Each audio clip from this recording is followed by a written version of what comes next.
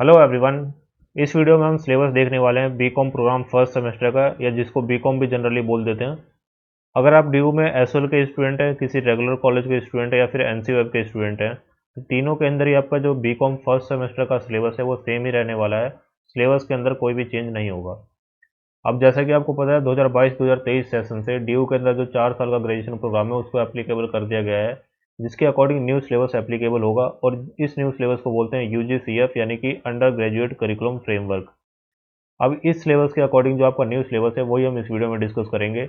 और generally syllabus जो है 3-4 साल के बाद ही चेंज होता है, तो आने वाले 3-4 सालों तक आपका जो बीकॉम प्रोग्राम फर्स्ट सेमेस्टर का सिलेबस है वो सेम ही रहने वाला है। तो इसी सिलेबस के अकॉर्डिंग आप अपनी प्रिपरेशन जो है कर सकते हैं। अब सिलेबस को समझाने के पहले जो आपका बीकॉम प्रोग्राम का जो आपका कोर्स स्ट्रक्चर है, यानी कि कौन कौन से सब्जेक्ट्स आपको पढ़ने हैं, वो सारी चीज़ें हम इस वीडियो में डिस्कस कर लेते हैं, ताकि आपको एक आइडिया लग जाए कि किस सब्जेक्ट में आपको क्या क्या चीज़ें पढ़नी होंगी कौन कौन से सब्जेक्ट आपको पढ़ने होंगे और किस सब्जेक्ट में क्या आपको पढ़ना होगा। अब देखो, जो कोर सब्जेक्ट्स होंगे वो तो सभी स्टूडेंट को सेम ही पढ़ने होंगे। यानी कि 3 आपके कोर सब्जेक्ट होंगे बीकॉम प्रोग्राम में, जो डिसिप्लिन 1 का सब्जेक्ट है। अब डिसिप्लिन या कोर सब्जेक्ट आप सेम ही समझ लें इसको। जो डिसिप्लिन 1 सब्जेक्ट है वो है आपका बिजनेस ऑर्गेनाइजेशन एंड मैनेजमेंट। जो डिसिप्लिन 2 सब्जेक्ट है वो आपका बिजनेस लॉज।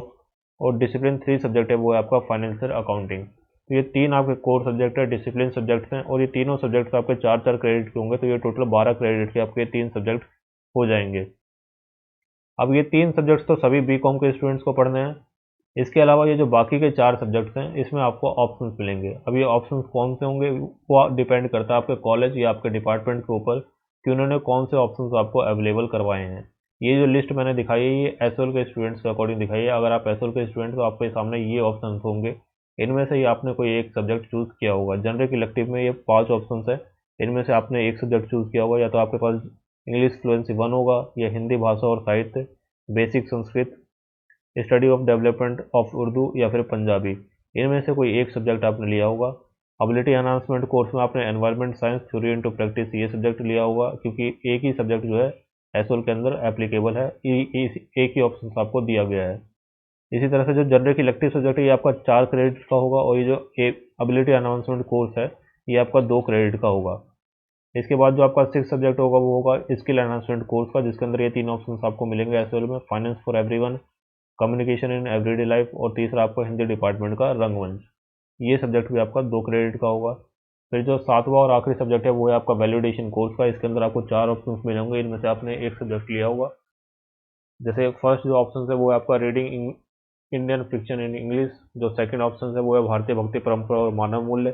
थर्ड ऑप्शन आपका constitution values and fundamental duties. और फोर्थ ऑप्शन है आपका योगा फिलोसफी एंड प्रैक्टिस। अब देखो, जो फर्स्ट आपका डिसिप्लिन सब्जेक्ट है उससे स्टार्ट कर रहे हैं हम। तो फर्स्ट डिसिप्लिन सब्जेक्ट है आपका बिजनेस ऑर्गेनाइजेशन एंड मैनेजमेंट। ये आपका 4 क्रेडिट का सब्जेक्ट है। 3 क्रेडिट आपके लेक्चर बेस्ड होंगे और 1 क्रेडिट आपका ट्यूटोरियल बेस्ड होगा। अब यहाँ पे लर्निंग ऑब्जेक्टिव्स और आउटकम्स दिए हुए हैं। लर्निंग ऑब्जेक्टिव्स का मतलब क्या है, ये टीचर्स के पर्सपेक्टिव से है कि टीचर्स को इस सब्जेक्ट में आपको स्टूडेंट्स को क्या क्या समझाना है या क्या क्या सिखाना है।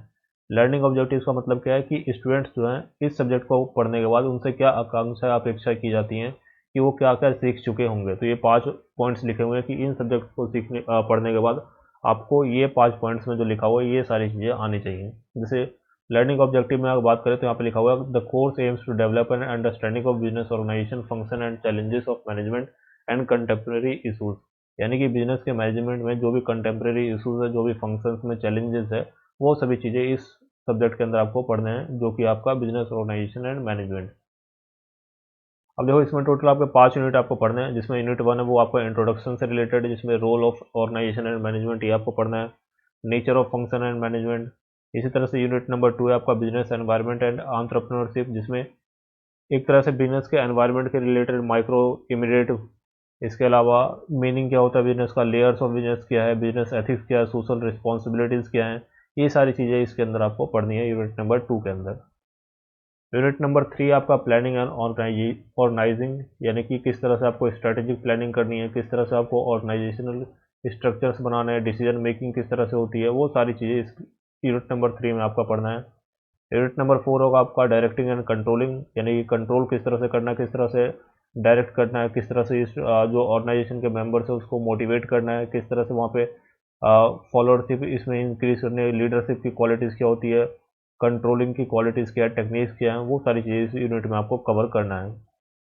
यूनिट नंबर 5 है आपका Indian Athos and contemporary issues and management, यानी कि जो एथिक्स की बेसिक एथिक्स की वैल्यूज़ हैं वो ऑर्गेनाइजेशन के अंदर, मैनेजमेंट के अंदर, या फिर और इसके साथ साथ जो कंटेम्प्रेरी इशूज़ चल रहे हैं, यानी 21st सेंचुरी में जो इशूज़ हैं, जहाँ पे एक तरह से जो नए नए कॉन्सेप्ट्स आ रहे हैं, वो सारी चीज़ें आपको यूनिट नंबर 5 में कवर करनी है। तो ये 5 बेसिक यूनिट्स आप कवर करेंगे तो ये आपका सब्जेक्ट जो है कवर हो जाएगा।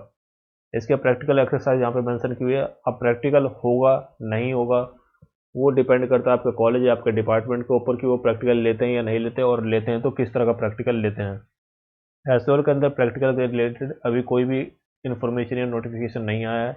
जब भी एसओएल के रिगार्डिंग कुछ आएगा तो आपको इन्फॉर्म किया जाएगा। अभी के लिए आप चाहें तो इसको आप पॉज करके रीड कर सकते हैं कि अगर प्रैक्टिकल एक्सरसाइज की करवाई जाती है तो किस तरह की क्या क्या एक्टिविटीज़ वहाँ पर करवाई जा सकती है। इसके बाद ये कुछ इसेंशियल रीडिंग्स हैं, इन रीडिंग्स को आप कवर करेंगे तो आपका ये सब्जेक्ट है कवर हो सकता है। अब देखो इतने बुक्स तो आप कोई पढ़ोगे नहीं, कोई भी एक आप मार्केट से बुक जिसमें भी आपको ये सारे टॉपिक्स मिल जाए वो बुक आप परचेज कर सकते हो। उसमें जनरली सभी बुक्स जो है अच्छी होती है, किसी भी बुक में सारे टॉपिक्स जो हैं जनरली कवर होते हैं, तो आप कोई भी बुक मार्केट से जो भी आपको पसंद है वो आप ले सकते हैं, उसमें आपके सारे टॉपिक्स जो है कवर हो जाएंगे। इसके बाद जो सेकंड डिसिप्लिन का सब्जेक्ट है वो है आपका बिजनेस लॉज का, जिसमें आपको नाम से पता लग रहा है इसमें जो बिजनेस से रिलेटेड जो भी आपके लॉज होंगे उसके रिगार्डिंग आपको इंट्रोडक्शन दिया जाएगा, बेसिक नॉलेज आपको उसकी दी जाएगी। ये भी आपका 4 क्रेडिट का सब्जेक्ट है, 3 क्रेडिट आपका लेक्चर बेस्ड है और 1 क्रेडिट आपका ट्यूटोरियल बेस्ड है।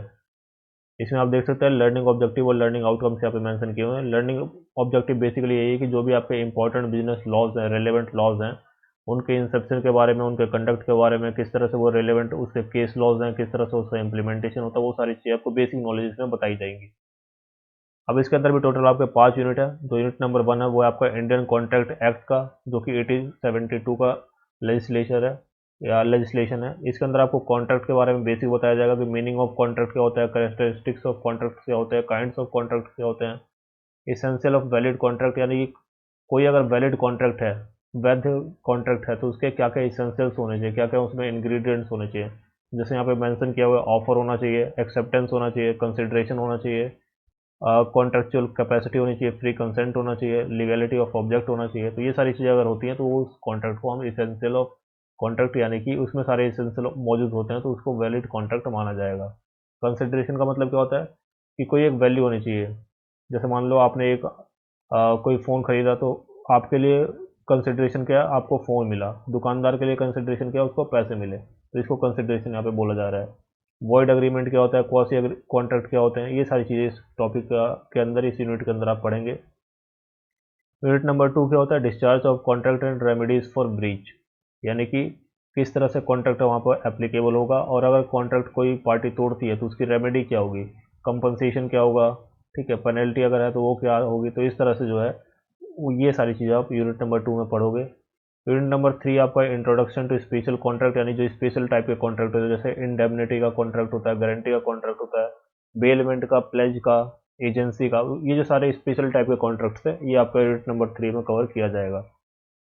यूनिट नंबर 4 है आपका the sales of goods act 1930। इसके अंदर सेल्स ऑफ गुड्स के बारे में, meaning of difference between sales and agreement, conditions क्या होती है सेल की, वारंटीज क्या होती है, ट्रांसफर ऑफ ओनरशिप क्या होता है, अनपेड सेलर क्या होता है, ये सारी चीज़ें बेसिक कॉन्सेप्ट आप इसके अंदर पढ़ेंगे। यूनिट नंबर 5 जो वो आपका the limited liability partnership act, यानी कि एलएलपी एक्ट, इसमें भी इसी एक्ट के जो बेसिक्स हैं वो सारी चीज़ें आपको पढ़ेंगे। इनकॉर्पोरेशन डॉक्यूमेंट क्या होता है, नेचर एंड फीचर्स क्या होते हैं एलएलपी एक्ट के, स्मॉल एलएलपी क्या होता है, डिफरेंस क्या होता है एलएलपी और पार्टनरशिप में, बेसिक बेसिक कॉन्सेप्ट जो है वो इस यूनिट के अंदर आपको पढ़ना है। तो ये 5 यूनिट है, इन 5 यूनिट्स को आप कवर करेंगे तो आपका ये जो सब्जेक्ट है वो कवर हो जाएगा। यहाँ पे प्रैक्टिकल एक्सरसाइज दी हुई है, तो अगेन पिछले सब्जेक्ट की तरह अगर कुछ होगा तो आपके कॉलेज या डिपार्टमेंट आपको इन्फॉर्म करेंगे। आप चाहें तो इसको आप पॉज करके रीड कर सकते हैं। यहाँ पे इसेंशियल रीडिंग्स मेंशन की हुई हैं, तो इनमें से कोई भी आप एक बुक जो है मार्केट से परचेज कर सकते हैं बिजनेस लॉस की। जनरली इसमें जो सारे 5 यूनिट है वो कवर किए गए होते हैं। ये सजेस्टिव रीडिंग है। सजेस्टिव रीडिंग का मतलब क्या है, अगर किसी टॉपिक को आपको डिटेल में पढ़ना है तो आप इन रीडिंग्स का उपयोग कर सकते हैं। जैसे मान लो आपको कॉन्ट्रैक्ट एक्ट को डिटेल में पढ़ना है तो कॉन्ट्रैक्ट एक्ट का जो बेयर एक्ट है उसको आप ले सकते हैं। इसी तरह से मान लीजिए आपको सेल्स ऑफ गुड्स एक्ट को डिटेल में पढ़ना है तो उसको आप बेयर एक्ट ले सकते हैं। एलएलपी एक्ट को आपको डिटेल में पढ़ना है तो उसको आप बेयर एक्ट ले सकते हैं। अगर किसी टॉपिक को आपको बहुत ही डिटेल में पढ़ना है, उसमें बहुत ही इंटरेस्ट आ रहा है आपको, तो आप इन सजेस्टिव रीडिंग को रेफर कर सकते हैं। थर्ड डिसिप्लिन सब्जेक्ट है आपका फाइनेंशियल अकाउंटिंग। ये आपका अकाउंट से रिलेटेड सब्जेक्ट है। इसमें भी आपके 4 क्रेडिट है, लेकिन इसमें जो 1 क्रेडिट है वो आपका प्रैक्टिकल या प्रैक्टिस बेस्ड है।